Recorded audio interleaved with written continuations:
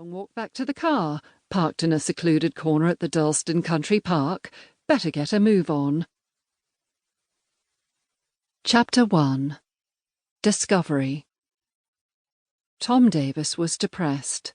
This was one of the worst tasks in the world, and one he never thought he'd have to perform. Yardley Cottage was just an empty shell now that Eddie was no longer there, filling its rooms with her lively personality. It was a mere container, echoing nothing back to him, answering none of his questions, responding to his thoughts like the lifeless pile of bricks and plaster which, he finally admitted to himself, was exactly what it was. He held the mug of tea in both hands, as if it were too precious to handle carelessly. He supposed that was true, in a way. He'd given Eddie this very mug as a birthday present a mere 5 months earlier, knowing that she'd appreciate its intricate floral design, traced out in orange, yellow, and deep red. Had he sensed, even then, a shadow cast across her normally cheerful persona? There had been something, he was sure of it. Something had touched her. Something had blunted her keen interest in him, that sibling care she'd bestowed on him ever since they'd grown up together in a small town not dissimilar to Dorchester. She'd always been the big sister, and had stepped easily into an almost parental role after the car crash that had taken their parents away. And now, who was there to take on that role? No one. He felt as if he were on his own for the first time in his life. He ached for her presence. He replaced the empty mug on the low table, stretched and looked around him. How much more was there to check before he could get the house clearance people in? He'd worked through the financial papers, bank statements, insurance claims, and other assorted administrative details in the weeks following her death. Death? It was hardly an adequate term for the totally unexpected tragedy that had hit him like an express train. Even now, 4 months later, he couldn't quite bring himself to use the word suicide.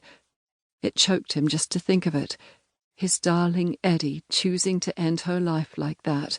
The worst of it was that despite weeks of talking to Eddie's friends, neighbours and acquaintances, he was no closer to understanding why she'd chosen to take her life. No one had a clue, least of all the neighbour who had discovered her body.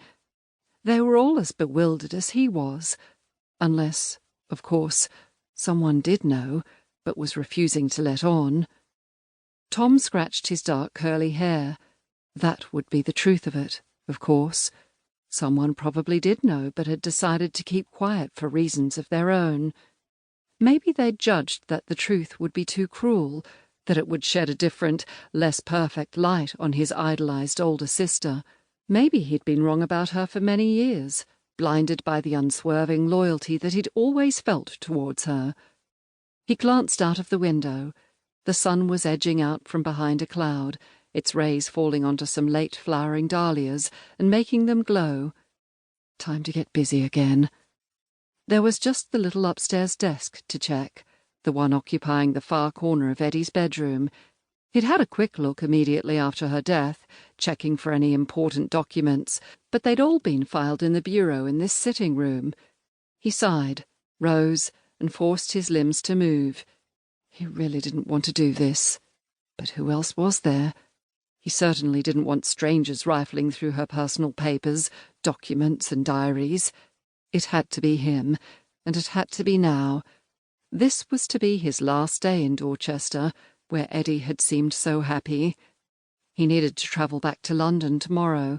Work would be piling up on his desk, and, in today's economically challenging times, he couldn't afford to be seen to be slacking, not in the cutthroat world of financial planning.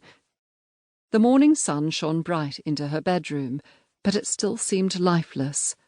Tom started to work on the small bureau, methodically sorting through its contents.